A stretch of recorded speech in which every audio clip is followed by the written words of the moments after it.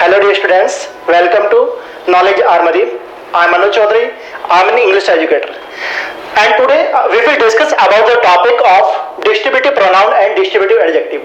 You know very well, आप किसी भी एग्जाम के बारे में अगर बात करेंगे तो आप लोग देखेंगे कि यहाँ से हर एग्जाम में बहुत ज्यादा क्वेश्चन पुट अप होते हैं। इवन आप एनडीए के बारे में बात करें, आप सीडीएस के बारे में बात करें, आप एसएससी के बारे में बात करें, इवन आप किसी भी एग्जाम के बारे में अगर बात करेंगे तो यू नो वेरी वेल कि यहाँ से क्वेश्चन सबसे ज्यादा पुट अप होता है।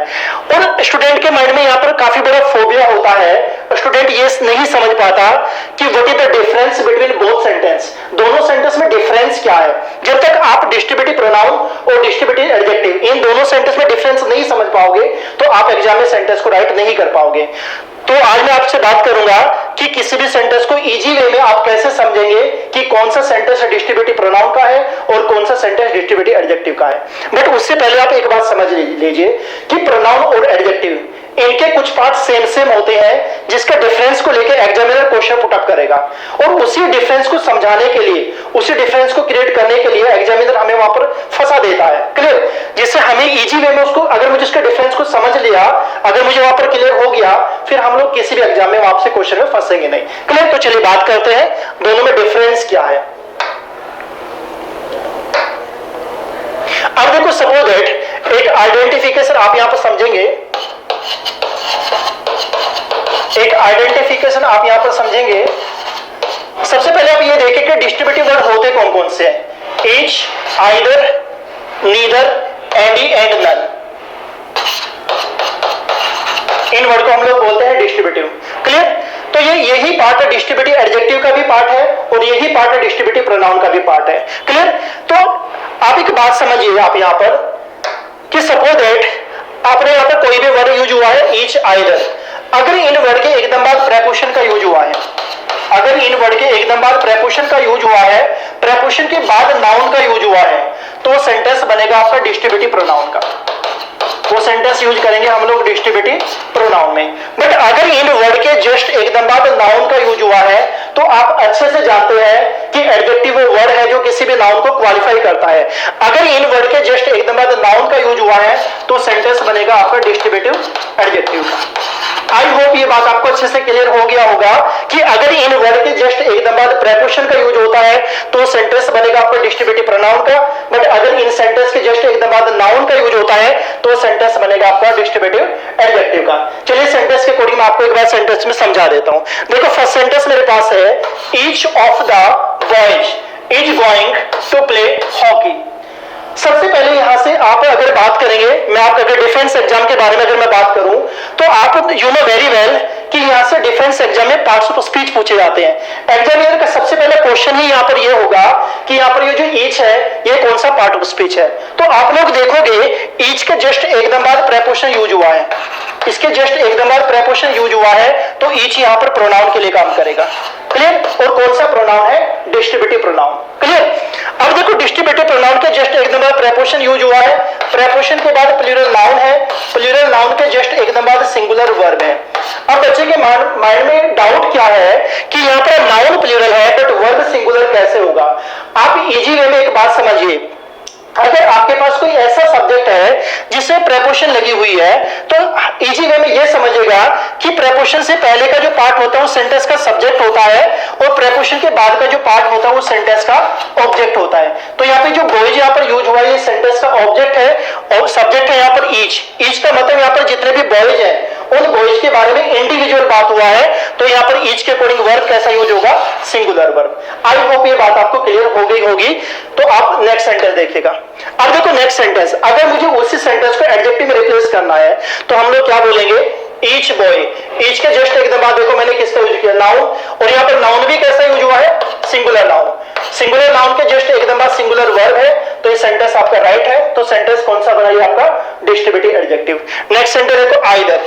एक बात आप लोग समझिए, जब आप आइदर को प्रोनाउन में यूज करोगे, आइदर के एकदम बाद ऑफ लगा हुआ है, आइदर यूज करते हैं दो नाउन के लिए, टू नाउन के लिए हम लोग यूज करते हैं आइदर का। तो यहाँ पर जो नाउन होगी, नाउन प्लूरल रहेगी बट मोस्टली केस में नाउन से पहले यहाँ पर डिजिट लगा होता है तो वहां पर डिजिट यूज होगा टू। क्लियर? अब देखो, आइदर कह रहे कि दो में से एक, इन दोनों बॉयज में से एक बॉयज के बारे में बात हुआ है तो वर्ब यहाँ पर कैसा यूज होगा? Singular verb. आई होप ये बात आपको क्लियर हो गया होगा। नेक्स्ट सेंटेंस, अगर इसी सेंटेंस को मैं एडजेक्टिव में कन्वर्ट करूंगा तो मैं बोलूंगा either boy has been selected in government job. Either boy has been selected in government job. Either के जस्ट एक बाद नाउन को देखो, नाउन कैसा सिंगुलर, वर्ब को चेक कीजिए, वर्ब कैसा यहाँ पर सिंगुलर। तो ऊपर वाला सेंटेंस आपका डिस्ट्रीब्यूटिव प्रोनाउन का और नीचे वाला सेंटेंस आपका डिस्ट्रीब्यूटिव एडजेक्टिव का। आई होप ये बात आपको बहुत अच्छे से क्लियर हो गया होगा। इसी डिफरेंस को लेकर एग्जामिनर हमें क्वेश्चन पुटअप करता है। आफ्टर देन नेक्स्ट सेंटेंस देखो, नेक्स्ट कंडीशन देखो, नेक्स्ट सेंटेंस में बोला गया नीदर।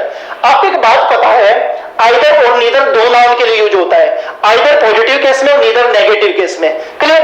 तो neither of the two boys, देखो यहाँ पर बॉयज कैसे नाउन है, प्लूरल नाउन है, और अगर नाउन से पहले यहाँ पर डिजिट यूज होगा तो कितना डिजिट आ गया यहाँ पर, 2 डिजिट। वर्ब कैसा रहेगा, सिंगुलर वर्ब यूज करेंगे।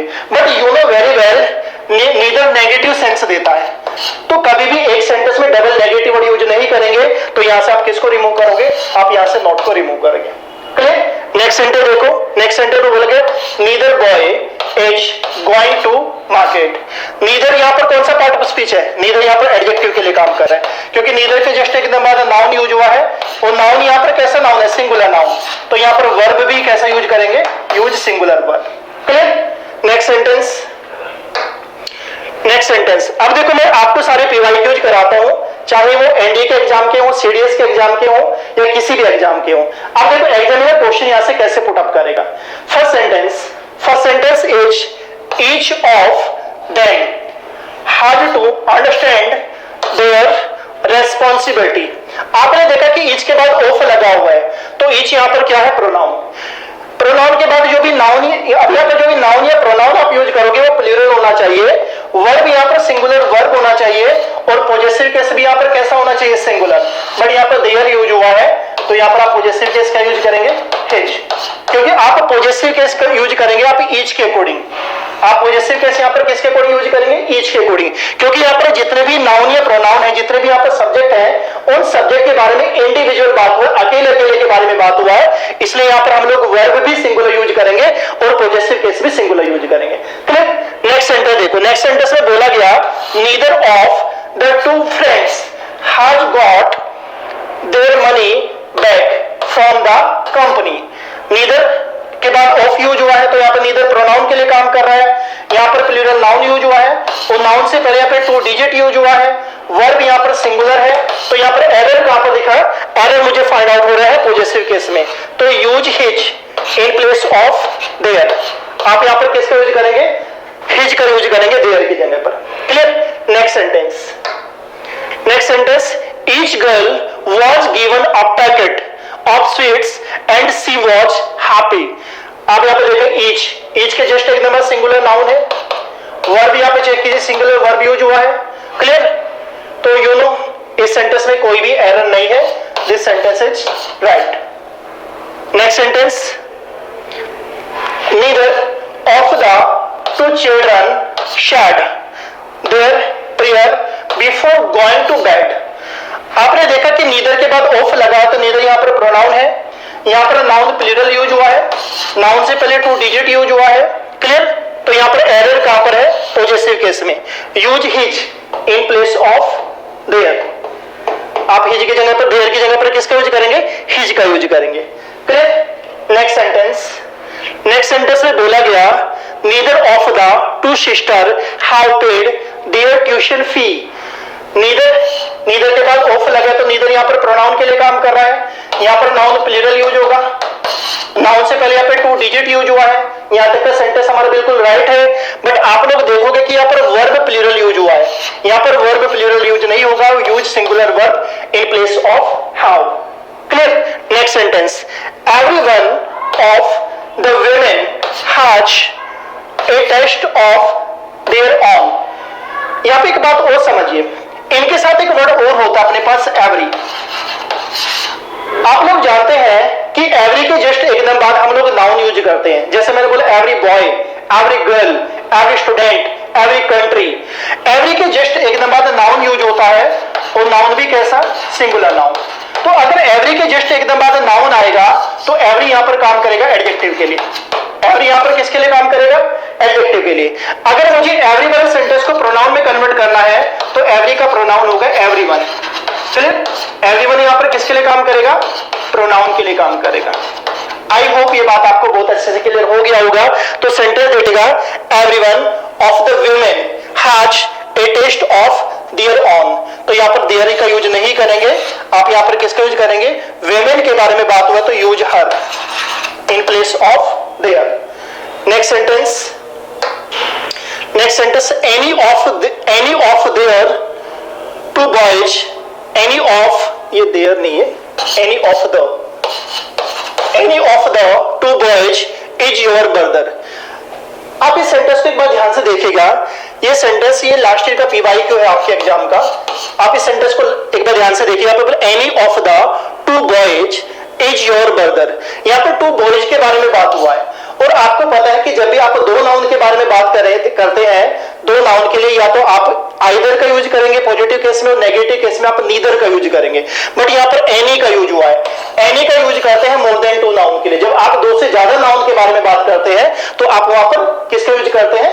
एनी का। तो आप इस सेंटेंस में क्या एरर फाइंड आउट करेंगे? Use either in place of any.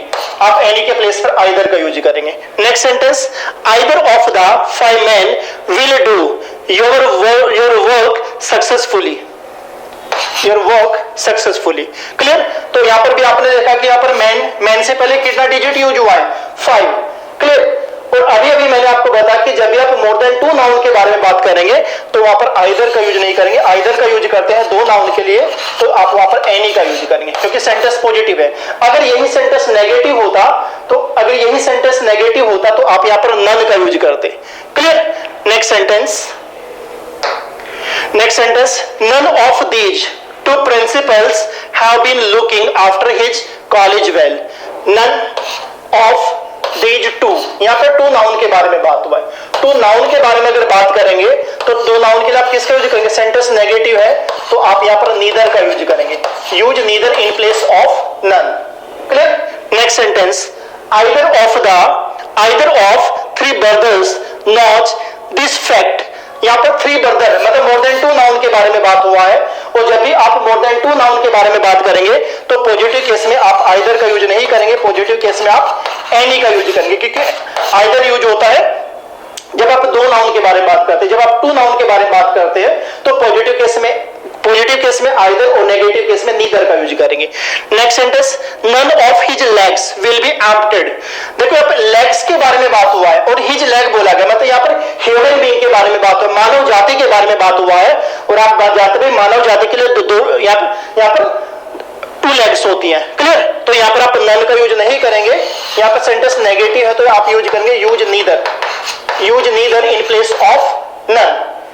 Next sentence of the 2 books you may take any one। Clear? You know कि यहाँ पर कितने नाउन के बारे में बात है? यहाँ पर 2 books के बारे में बात हुआ है। तो जब भी आप 2 books के बारे में बात करेंगे तो एनी वन नहीं बोलेंगे, use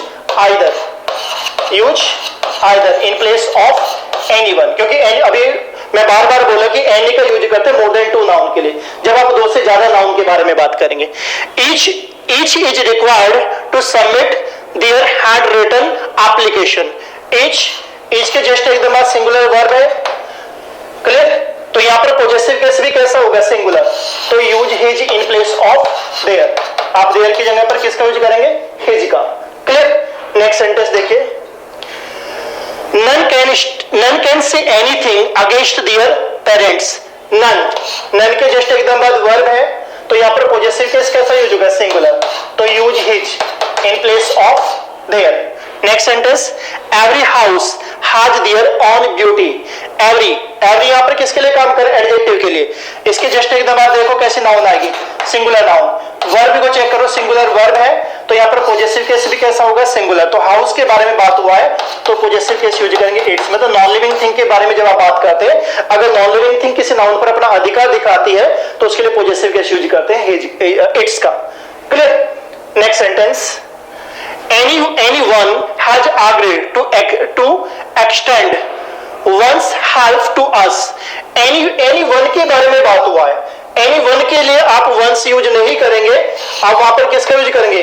use his in place of one's, क्योंकि वन का पॉजेसिव केस होता है वंस। जब वन प्रोनाउन के लिए काम करता है, वन का पॉजेसिव केस होता है one's. Clear? Next sentence, neither was found beside themselves with joy. यहां पर देमसेल्फ यूज नहीं करेंगे, use himself, use himself, use himself. I hope आपको ये सारी बातें क्लियर होगी होंगी, क्योंकि आप लोगों ने देखा कि मैंने सारे पीवाईक्यूज आपको यहां पर करा दिए और यू नो वेरी वेल कि ये वाला टॉपिक कितना इंपॉर्टेंट है आपके एग्जाम को लेकर। क्लियर? तो इसकी सारी आपको पीडीएफ इसकी हमारे डिस्क्रिप्शन में मिल जाएगी, तो कमेंट सेक्शन में आप लोग देख लेना। तो चलिए आज के लिए हम लोग इतना ही रखेंगे। Thank you very much.